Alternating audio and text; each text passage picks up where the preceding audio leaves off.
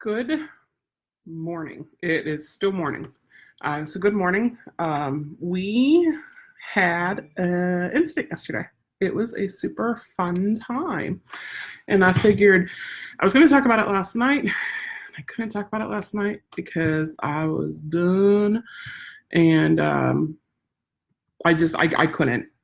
I fell asleep super early, came home, got something to eat, fell asleep. So I wanted to talk. I figured I'd go today whenever everything got done for the morning. So it's my break and I get to go on and tell you guys what happened yesterday. So it was warm yesterday. I mean, it's August, it's Florida, it's warm. It probably hit 90. We did Universal Studios, which is the boring of the two, but it had what we wanted. So that's why we went there. Karen and Holstein, me and Gypsy, and then Rich. And as I've been doing all summer, I went in the wheelchair and Rich pushed me and I had Gypsy at my side. We spent so much time in air conditioning. It was fantastic because I couldn't have lasted as long as I did if we wouldn't have. We were in the pass holders lounge. Karen has her American Express card. So we got in the Amex, we found that and got into their lounge. And so we took those breaks. Rides, they did Men in Black. Gypsy and I waited in the very cold gift shop. What else? They did The Mummy, and we found a really breezy, cool area, and we stayed there. We didn't go into the gift shop, but we did a little bit. We did Shrek, which was an air conditioned. It was really nice. It was my first time doing the Shrek one, and I really liked that. It was a little show thing.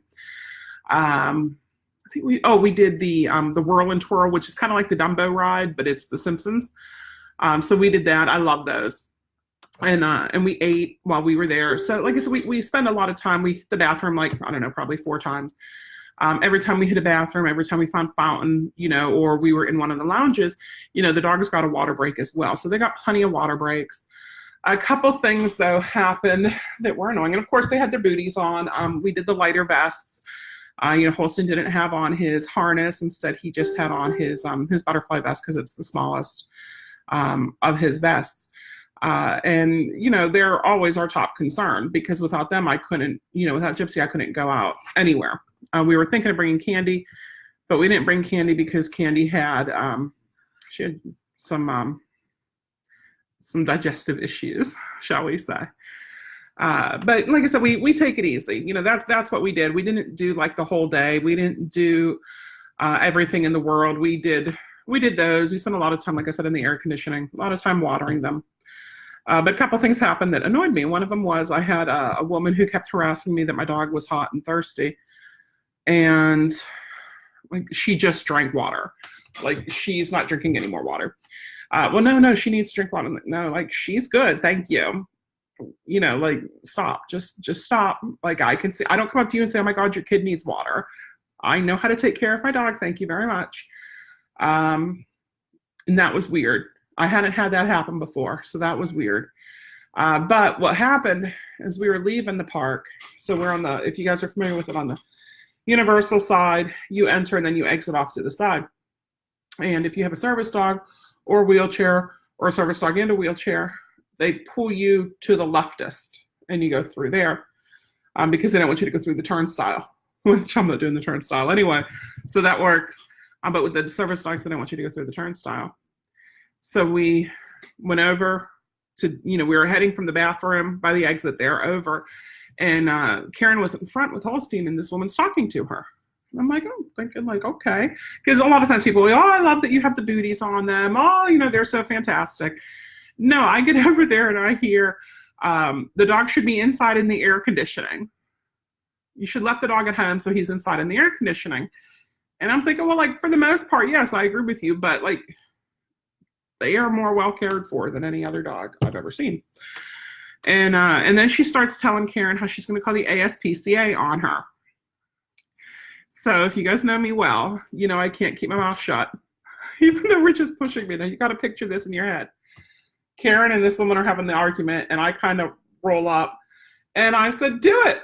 I dare you. Call the ASPCA. Do it now. We'll wait. And she just kind of looks at me, and she's like, well, they shouldn't be here. It's too hot for them. And I'm like, take care of your kids. Leave my dog alone. And It was just the greatest. And so Rich is pushing me out of the area, and I'm doing one of these, call them now. I dare you to do it, over my shoulder at her.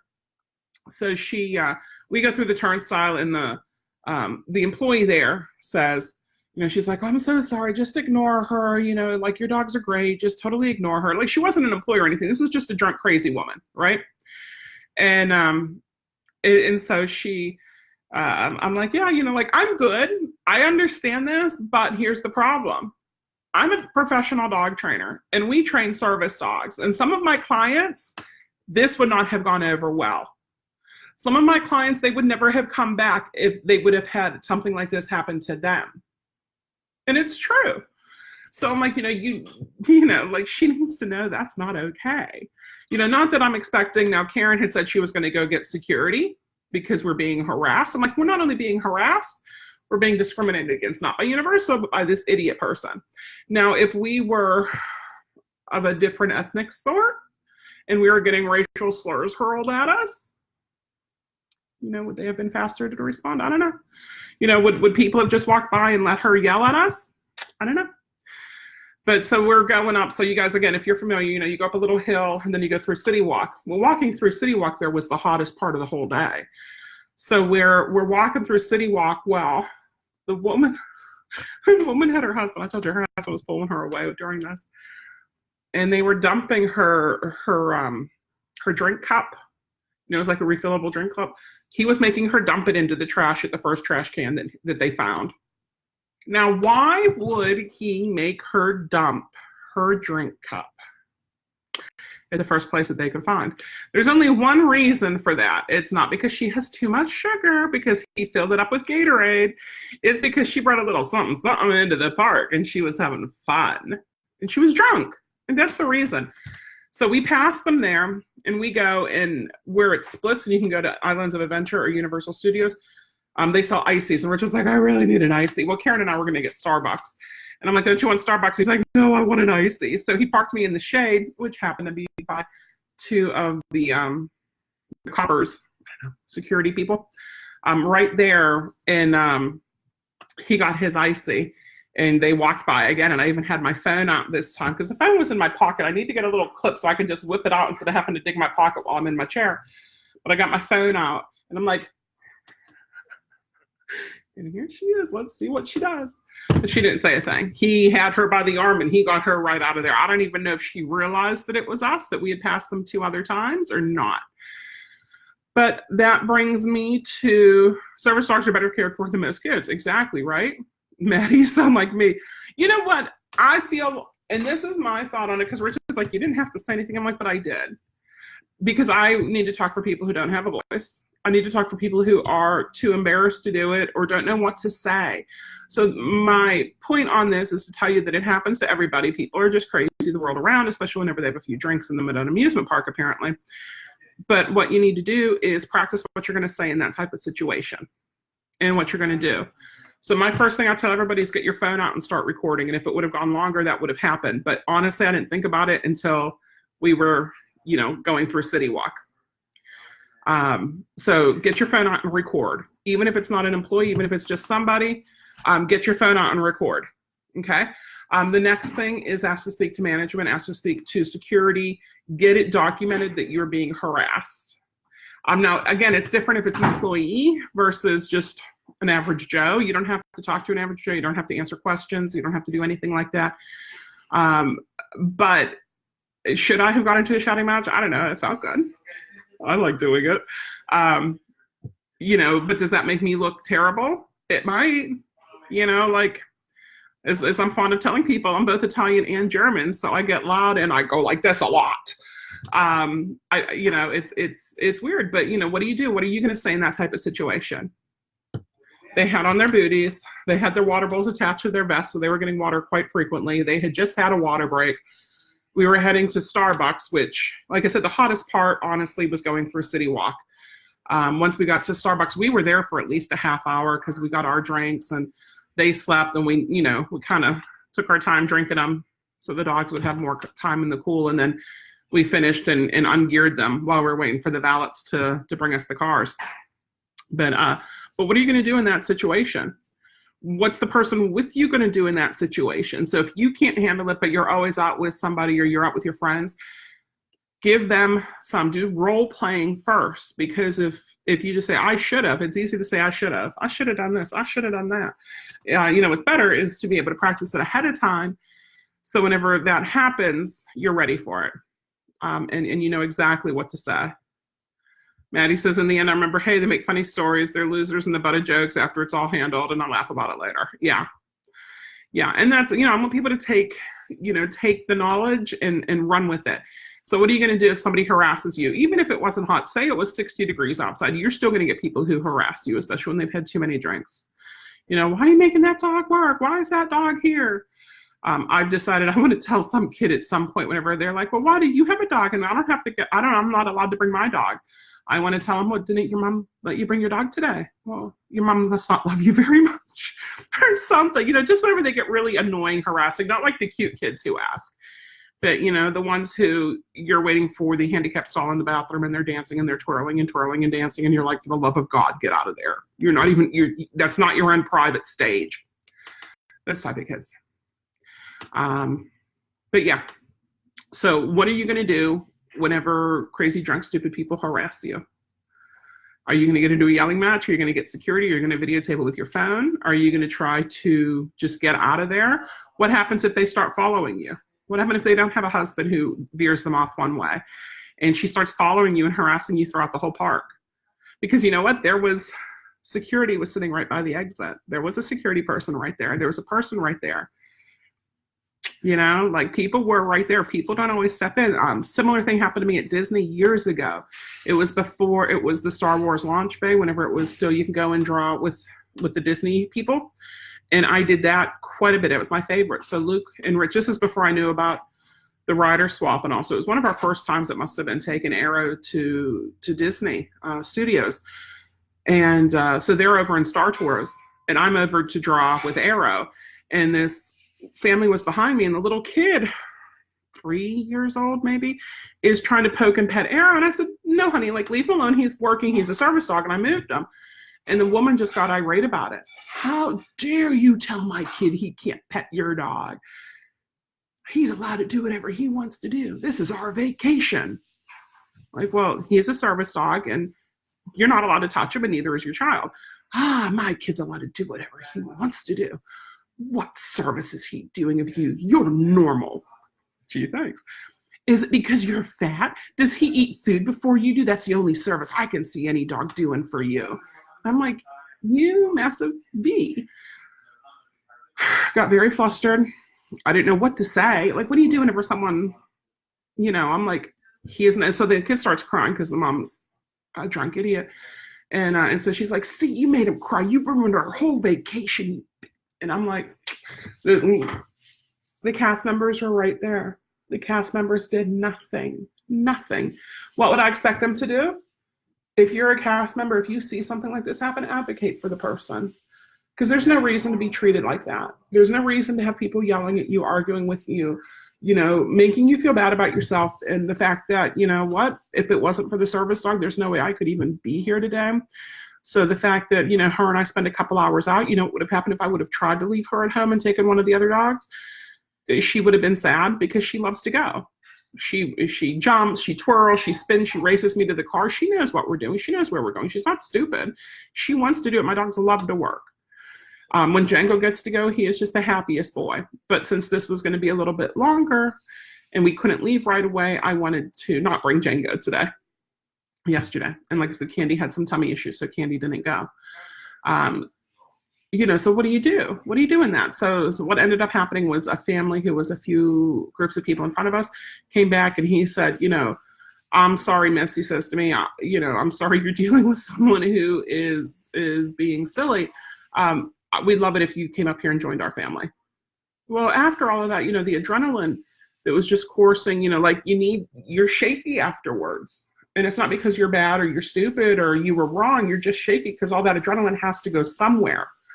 So I went up and I joined his family and they were talking to me about service dogs and we got in. But again, the cast member should have gone up, escorted me out of the line, taken me to the front of the line. If he wasn't going to kick her out, because you're not going to reward her for being a weirdo. and her family. I mean, you could ask them to leave because they are being extremely rude to another guest, but it has happened, and it will happen again. I'm not going to say this is the last time something like this is ever going to happen, because it's going to happen. And the best thing you guys can do is prepare yourself for it. What are you going to do whenever it happens? I'm here. We got, I hate that I go mute during confrontations if it's directed at me. If it's towards someone I'm with, I go into mama bear mode. I tend to step up and talk to security or staff members, and that's fantastic. What I would do would be, if you can, is do some role playing with somebody and have the confrontation directed at you, beginning with like a friend or a family member. At very low, like, why did you bring that dog in here? And just see what you can handle and can't handle, because that is a problem that some people do have. And I'm not saying get over it, because I don't want you to feel like the victim like that, because that's how I felt. I felt like a victim. I felt Karen felt like a victim, because we're getting harassed by the woman. I mean, Karen's not a victim at all. This is something really awesome. She does cosplay, and she goes as Wonder Woman. I mean, like, I had freaking Wonder Woman with me. But I have a big mouth and I'm not afraid to use it, because Karen said right away, she goes, I'm going to go get security. But people just, Maddie, honestly, my disability kicks in. My anger comes out. Yeah. Katie says, I used to be a cast member at studios. I'm sorry it happened. Those cast members were not doing their job. I don't even know if they heard, but they saw something was going down and they should have come over. Because I didn't know until Rich rolled me closer to Karen what was going on. And yeah, I shouldn't have to do that on my own. Like, I don't get paid for doing that on my own. But I do, kind of, I guess. But like I said, I know we have some clients who, if that would have happened to them, they never would have gone to the park again. They wouldn't have known how to handle it, and they might not have wanted to bring their dog with them out in public. But because of that whole thing, I got home yesterday, and I just, not just because of that, but just the whole day, it was too much. So like, what am I doing today? Really a whole big pot of nothing. Computer stuff. I'm going to get a nap in later today. I'm all shaky, jittery, weird. And not because of that, just because of the syncope stuff. It affects me. So today, luckily we had nothing really scheduled except for do some videos, because it's an off day. But it's just, yeah, what are you going to do? Practice, practice, practice, practice it. This is one of the things we do in our public access test, is what do you do whenever there's someone comes up to you? Why do you have a dog in here? Dogs aren't allowed in here. You know that, right? Like, why do you have a dog? So you need to prepare yourself on what to do. And that's one of the things that we'll do with clients too, is role play it. Like, I'll go up to them. Why do you have a dog in here? And I try to use my disgusted Valley Girl voice. Like, there's a dog in here. Just because it's different, and the more times you role play, the more times you practice what to say, the quicker that muscle memory is going to kick in whenever it actually push comes to shove and it's down to it. Michelle says, and when they're drunk, no matter what you say or do, it wouldn't have done any good. Yeah, they definitely should have stepped in. We're trained for situations like this, says Katie. Katie, I wish you would have been there.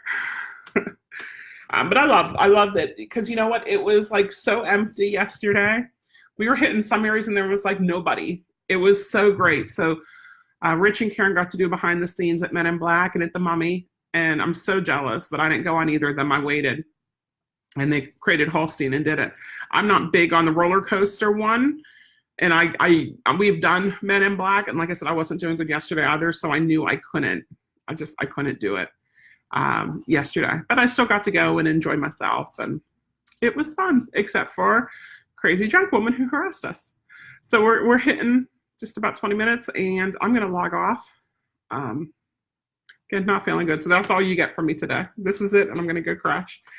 So let me know, comment below, what would you say if somebody came up to you and harassed you while you're out with your dog?